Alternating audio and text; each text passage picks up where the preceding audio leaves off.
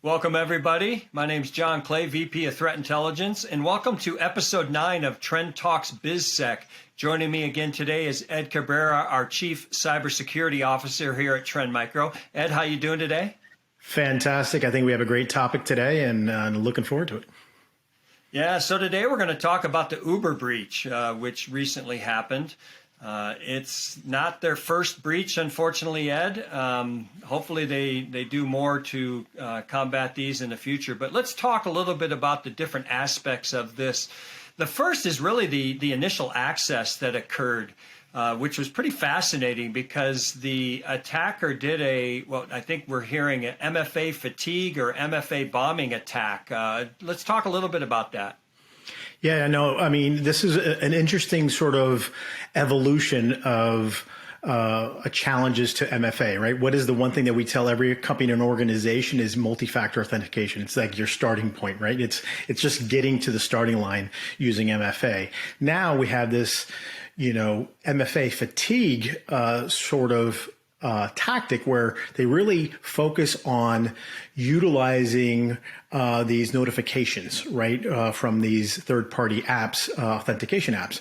And so they're using the SMS function to it, and it's basically hitting these sort of victims and flooding them with this duo accept type of notifications. And so it's this fatigue situation where, like everything else on your phone, you get so overwhelmed with these notifications and alerts. And what happens? You end up like tuning out and accepting things. And the accepting thing is the problem, right?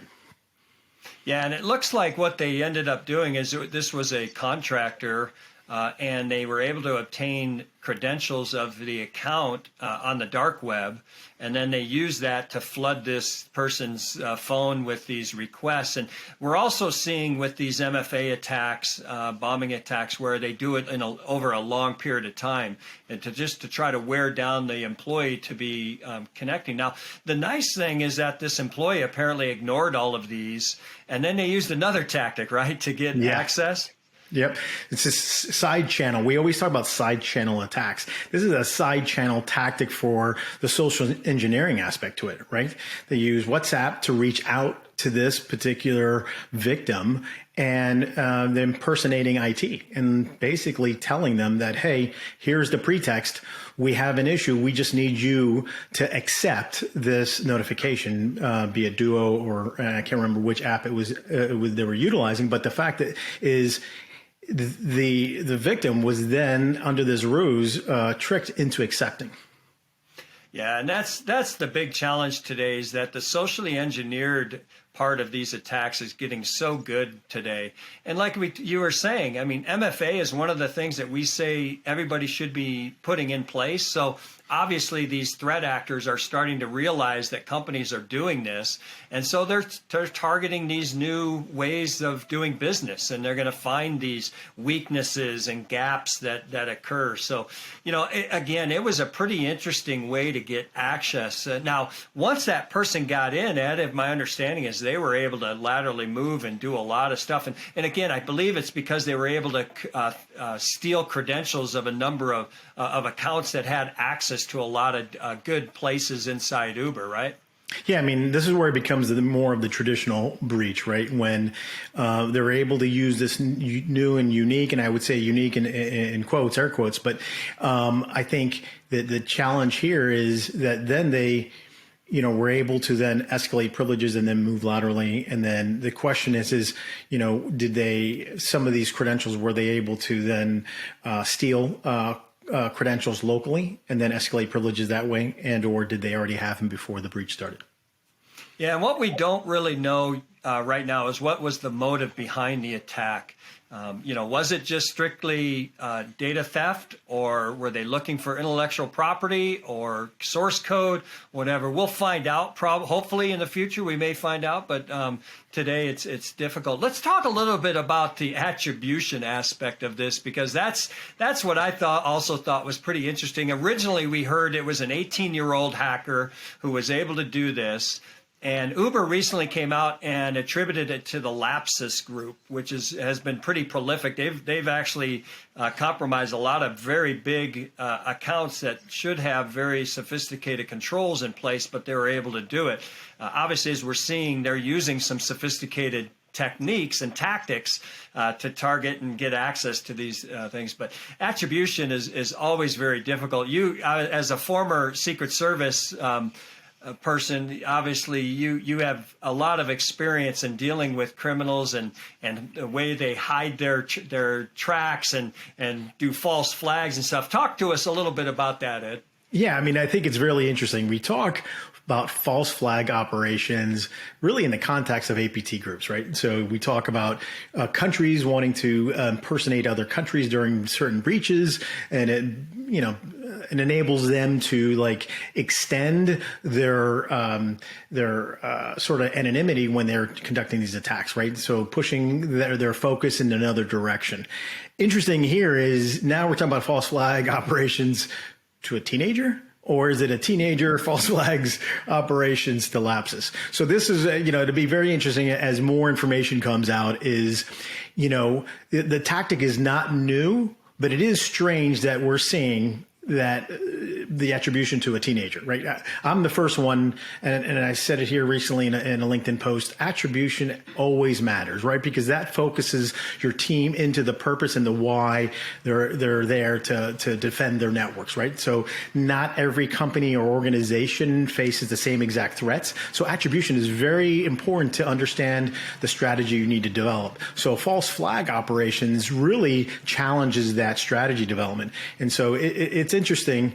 We've been fighting for quite some time. There is this perception of hackers being, these kids in hoodies, which obviously still exists. But, I'm going to tune in because this is really interesting as more information comes out. Well, and one of our colleagues that does a lot of threat research here recently was talking to me about that whole area where if you look at the pyramid of experience and sophistication, it used to be where you had the script kiddies were the predominant, the biggest one, and then at the very top it was the elite hackers.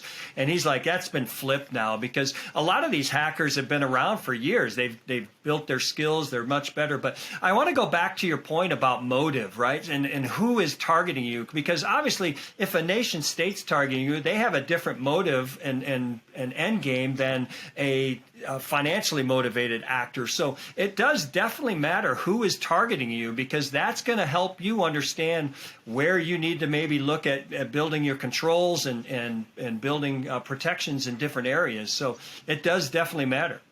No, absolutely. Because when we talk about building that strategy and the strategies across those 5 key areas, right? Identify, protect, detect, respond, recover.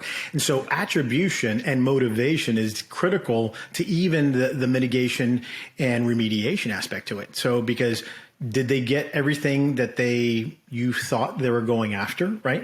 From an attribution perspective, is it a cyber criminal group looking just to obviously monetize their attack?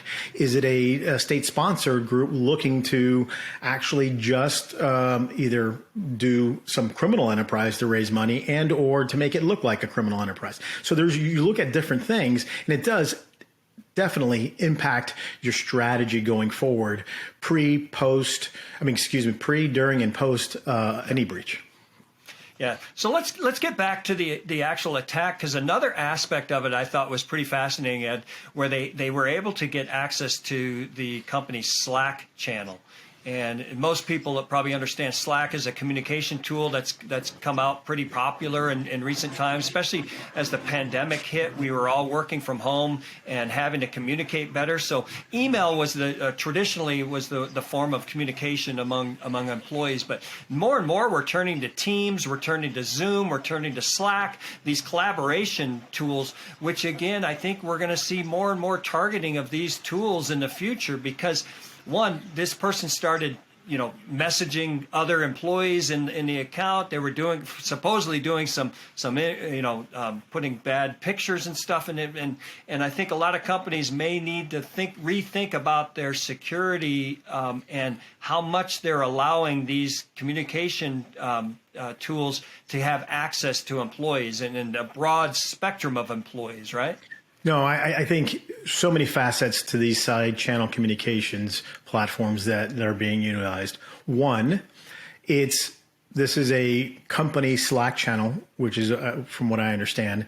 And so now you have to manage those communications, which is incredibly important during the response phase of any breach. Well, right? and in this case, Ed, they had to turn it off. So they couldn't use this as a communication tool anymore as part of the, as the breach progressed. Exactly, because they knew that it was compromised, right? Because it was already a part of that initial tactic to communicate with the employee. So they knew that they had to shut off that Slack channel, that side channel for communications. But it brings up another interesting topic that happens during incident response phases when it comes to communications platforms. It's exactly that. Every organization should assume all of their communication channels, official communication channels, have been compromised. Right. So already in your playbook and in your incident response plan should be a dedicated encrypted platform to communicate during a breach, right? So that is to not give any additional information, right, to possibly the attacker still being within that network. And, so as you're, responding and mitigating, you want to be able to keep those communications as covert as possible. So side channel communications and platforms, on one hand, big problem now. Smishing, we have it here with a social engineering aspect to it to enable the actual compromise of MFA. And then you have the traditional, hey, now you have communication channels that are going to be compromised or have to assume always that are compromised when a breach occurs. Yeah. So I think let's shift a little bit into you were already starting to talk about mitigation and incident response. So what can we suggest a lot of companies do to help maybe prevent them becoming a victim of this type of an attack? Well, this is really interesting because now they had some level of access. So we're talking about stolen credentials, right? In the dark web. In the dark web. Right. So now it's not only just having an understanding how the breach was broken down and step by step, but understanding that stolen credentials is one of the ways beyond just the traditional social engineering attack, such as phishing and so forth. Stolen credentials is one of these preferred methods because you have an entire criminal enterprise in these underground marketplaces that are actually stealing credentials, aggregating them, parsing them, and then reselling them, right? So the crime of if you look at the initial access brokers or access as a service brokers, that's Absolutely. What they're predominantly using today to gain that initial access is credential theft. Yeah. So the question here is that I have is like, obviously they stole the credentials. And so if it's single sign-on, did they have the same credentials to sign into Slack? In other words, the Slack channel almost sounds like they didn't have MFA. So we'll have to, as more information comes out, really dive into this thing. But because they had access to the Slack channel before they had access to MFA. So I think one of the recommendations is whatever side channel communications that you're going to be utilizing, you really have to understand the intricacies of those platforms and really monitor, right? So even from a CISO and his team, they may not know all the platforms that are actually being, utilized by these business units because it's so quick to stand up these accounts with personal credit cards and or company credit cards. So there's a level of monitoring and protecting these communications in such a way. So I think the first step is with this. My recommendation is really understanding what are your platforms that you're using and how are you actually communicating, and then how does that work in your playbook, right? And so I think the big challenge here was they did the right thing to the extent that they shut off the Slack channel. after the fact, but then obviously they were already there monitoring emails and so Yeah, forth. I think there's also, October is Cyber Awareness Month, and I think it's a good opportunity for companies to do a security awareness training with their employees to explain how these new attacks are going to happen. If you start getting a ton of your MFA requests, ignore them, but then contact your IT. Don't think IT is going to contact you through a side channel or something. Yes. You contact them and let them know that you're seeing all these because your account's probably compromised at that point, and they can help you mitigate that issue, right? So it's a great opportunity right now, I think, for organizations to either put in place or at least do a update of how this attack worked against them and how their employees can be targeted here in the future. The only one thing to add is I would, with this one, since it's somewhat unique, is this multi-factor fatigue aspect to it. Really analyzing that. It's not just, okay, we're going to MFA for everything, but now it's, okay, this is how they can exploit it. Because ultimately these threat actors, be it cyber criminals and or nation states, they're looking for seams. And it's not seams and vulnerabilities associated just with software and applications. It's the seams associated with processes, right? And so they're looking and seeing how these things are being deployed. And if there's some kind of, daylight, they're going to exploit it. Yeah. I would say the last thing I would recommend is if you are a Uber customer, obviously change your password immediately to make sure, because we don't know if that got there. They're saying that data didn't get compromised, but who knows? It's a good practice to change your passwords whenever these kind of breaches occur of a vendor that you are a customer of. So, Ed, thanks again for joining me today in episode 9, Trend Talks BizSec. We'll be back again to talk about another topic, but Ed, have a great day and we'll talk soon, right? And John, as always, it's fantastic. I look forward to the next one and I hope everybody has a great day. Yeah, take care. Bye-bye.